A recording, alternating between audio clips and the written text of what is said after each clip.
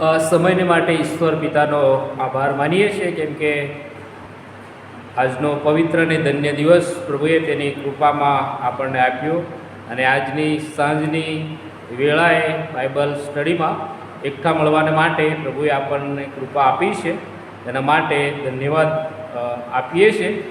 સાથે આજની બાઇબલ સ્ટડીની જવાબદારી માનવ બિશપ સાહેબ તેમજ સેક્રેટરી સાહેબ એ મને સોંપી છે, ત્યારે તેઓનો ખાસ હૃદયના અંતઃકરણથી આભાર માનું છું તથા ટેકનિકલ ટીમનો પણ ખાસ આભાર માનું છું. આવો આપણે બાઇબલ સ્ટડીમાં જતાં પહેલાં પ્રાર્થનામાં નમીએ. અમારા પ્રેમાળ અને કૃપાળુ ઈશ્વર પિતા, તમારો આભાર માનતા તમારા નામને અમે ધન્યવાદ આપીએ છીએ.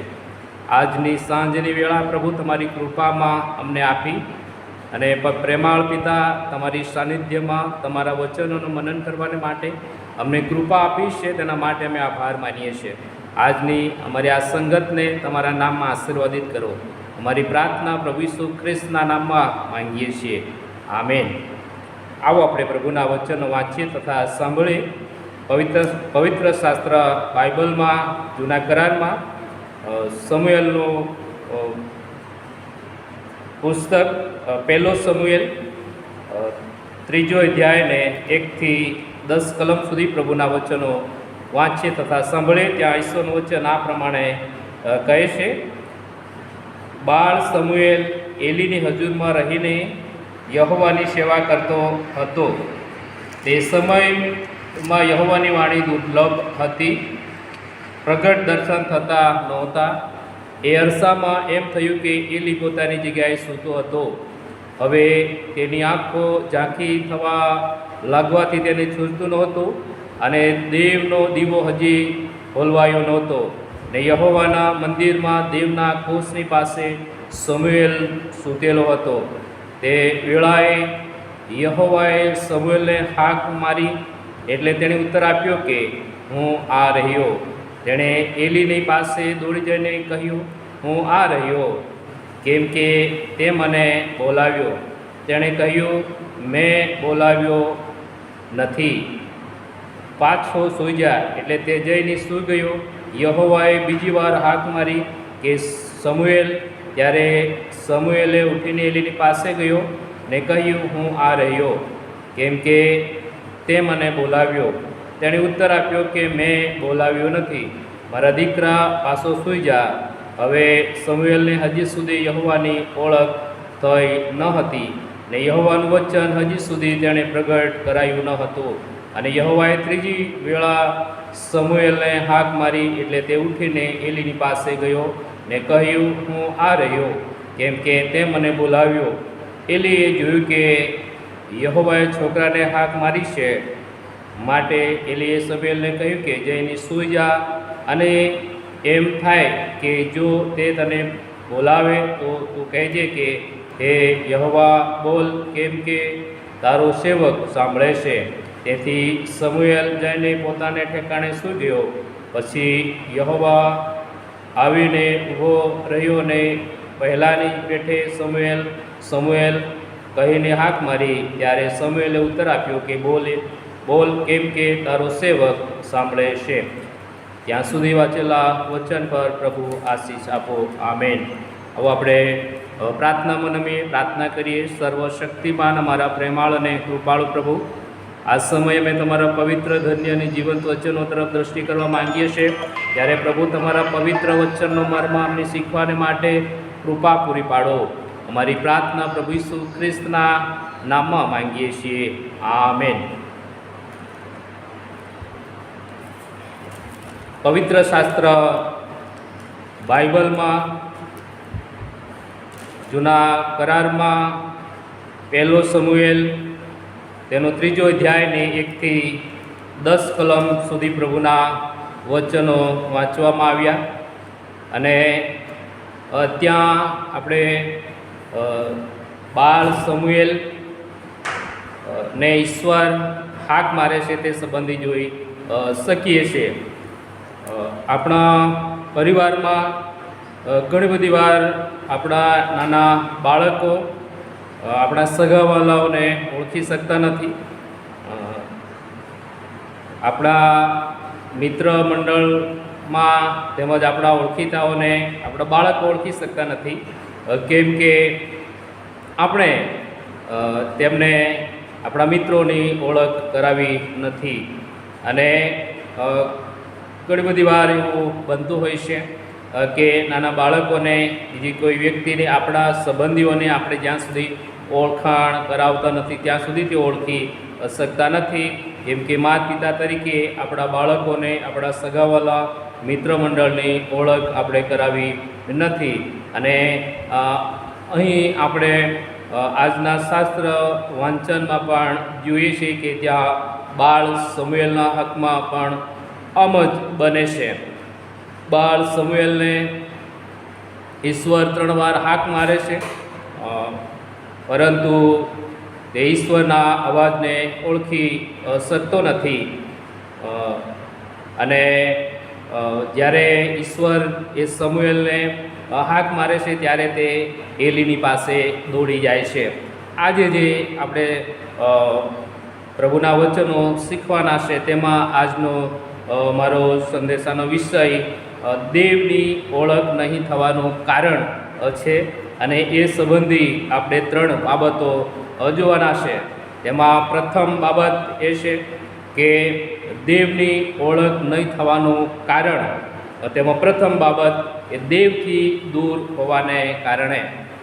દેવથી દૂર હોવાને કારણે આપણે ઘણી બધી વાર ઈશ્વરની ઓળખ પામી શકતા નથી. આપણા બાળકો પણ ઈશ્વરને ઓળખ પામી શકતા નથી. અને અહીંયા કલમ 2માં આપણે જોઈએ છે કે એલી એ પોતાની જગ્યાએ સૂતો હતો જ્યારે બાળ સમુએલ એ મંદિરની સેવા કરવાને માટે તેને મૂકવામાં આવ્યો હતો. અને એ કરાર કોષની પાસે એ બાળ સમુએલ સૂતેલો હતો જ્યારે એલી દેવના કોષથી દૂર સૂઈ ગયો હતો. અને ત્યાં આપણે જોઈએ છે કે બાળ સમુએલને ઈશ્વર દ્વારા હાક મારવામાં આવે છે, પણ તે એલીની પાસે દોડી જાય છે. 1 વાર 2 વાર એમ 3 વાર તેને ઈશ્વર બોલાવે છે, હાક મારે છે, પરંતુ તે ઈશ્વરનો અવાજ એ ઓળખી શકતો નથી અને દોડીને એ સમુએલની પાસે જાય છે. અહીંયા આપણે જોઈએ છે કે જ્યારે પ્રથમ બીજી વાર 2 વાર હાક મારવામાં આવે છે ત્યારે એલી પણ ઈશ્વરના અવાજને ઓળખી શકતો નથી. અને વલાઓ ઘણી બધી વાર પ્રભુના લોકો તરીકે, પ્રભુના બાળકો તરીકે ઈશ્વરને આપણે ઓળખી શકતા નથી. કદાચ એલી એ આખી જિંદગી ઈશ્વરની સેવામાં હતો, અને તો પણ જ્યારે એને સમુએલને હાક મારવામાં આવે છે, સમુએલ એલીની પાસે જાય છે ત્યારે એ ઓળખી શકતો નથી. અને એલીએ આખી જિંદગી સેવામાં, પ્રભુની સેવામાં ગાળી હતી, પણ એ ઈશ્વરનો અવાજ સાંભળી શકતો નથી. ઘણી બધી વાર એ સેવા કરવાથી કે સેવામાં કે એ કાર્યમાં આપણે હોઈએ તો દેવની ઓળખ થઈ જાય એવું બનતું નથી. પણ ખરા હૃદયથી જ્યારે પ્રભુની પાસે આવીએ છીએ, ઈશ્વરની ઈચ્છાને આપણે શોધીએ છીએ, પ્રભુની પાસે આપણે જઈએ છીએ, ત્યારે ઈશ્વરની ઓળખ આપણને, તમને અને મને થાય છે. આપણા બાળકોને પણ ઈશ્વરની ઓળખ થાય એ જરૂરી છે. પણ એ ક્યારે બનશે કે પ્રભુના લોકો તરીકે, પ્રભુના દીકરા અને દીકરીઓ તરીકે આપણે ઈશ્વરને ઓળખીશું, ત્યારે આપણા બાળકો પણ ઈશ્વરને ઓળખી શકશે. બીજી બાબત કે દેવના અનુભવનો અભાવ. અહીંયા કલમ 5 અને 6 પ્રમાણે આપણે જોઈએ છીએ ત્યારે બાળ સમુએલને દેવની વાણી સાંભળવાને કારણે એલી પાસે જાય છે, ત્યારે એલીની ખુદને ખબર પડતી નથી કે દેવ આવી રીતે બોલાવે છે. ઈશ્વરના દેવના અનુભવનો અભાવ ના કારણે 3 વાર હાક મારવામાં આવે છે. અને ત્યારે આપણે જોઈએ છીએ કે એલી પણ એ અવાજને પારખી શકતી નથી. અને ઘણી બધી વાર આપણા જીવનોમાં દેવ આપણને હાક મારે છે, સાદ પાડે છે, અને ઈશ્વર આપણને આમંત્રણ આપે છે. પરંતુ જ્યારે ઈશ્વરનો અનુભવ આપણે કર્યો નથી, ઈશ્વરના અવાજને ઓળખ્યો નથી, ત્યારે એ ગમે એટલી બૂમ મારે, પ્રભુ ગમે એટલી હાંક મારે તો પણ આપણે ઓળખી શકવાના નથી. દેવના અવાજને એ આત્મિકતાથી ગણીને એ ગંભીરતાથી આપણે લઈએ છીએ, ત્યારે તેનો પ્રત્યુત્તર આપણે વાળી શકીએ છીએ. અને વહાલાઓ, પ્રભુના લોકો તરીકે, પ્રભુના બાળકો તરીકે જીવતા દેવનો અનુભવ આપણે કરવાની જરૂર છે. ઈશ્વરનું વચન કહે છે કે અનુભવ કરો અને જુઓ કે યહોવા ઉત્તમ છે. અને જે માણસ તેના પર ભરોસો રાખે છે તેને ધન્ય છે. અને વહાલાઓ, પ્રભુના લોકો તરીકે, પ્રભુના બાળકો તરીકે આપણે જીવતા દેવની ઓળખ પામીએ એ જરૂરી છે. આપણા બાળકો જીવતા દેવની ઓળખ પામે એ જરૂરી છે. ત્રીજી બાબત કે મજાક ગણવાથી, દેવના અવાજને મજાક ગણવાથી, ઈશ્વર અને નો અવાજ છે જે છે, અને એ અવાજને મજાક ગણવાથી ઈશ્વર અને ઓળખ પામી શકતા નથી. સમુએલ દેવની વાણી સંબંધી એલીને જણાવે છે, ત્યારે એલીને આ સમુએલની વાત કદાચ મજાક લાગતી હશે. પ્રથમ 2 વાર કહે છે કે મેં તને બોલાવ્યો નથી, જઈને સૂઈ જા. અને એ 2 વાર ને ત્રીજી વાર સતત પ્રભુ હાક મારે છે, ત્યારે તે ગંભીર બને છે. અને એ કદાચ પ્રથમ 2 વાર એને હાક મારી, ઈશ્વરે સમુએલને હાક મારી, ત્યારે એ એલી મજાક ગણતો હશે. અને અહીંયા આપણે જોઈએ છીએ કે વહાલાઓ, ઈશ્વરના અવાજને આપણે મજાક ગણીએ છીએ, બહુ ગંભીરતાથી લેતા નથી, અને ત્યારે એ ઈશ્વરની ઓળખ આપણે પામી શકતા નથી. ખ્રિસ્તી જીવનમાં જીવતા ઈશ્વરની ઓળખ થાય એ બહુ જરૂરી છે.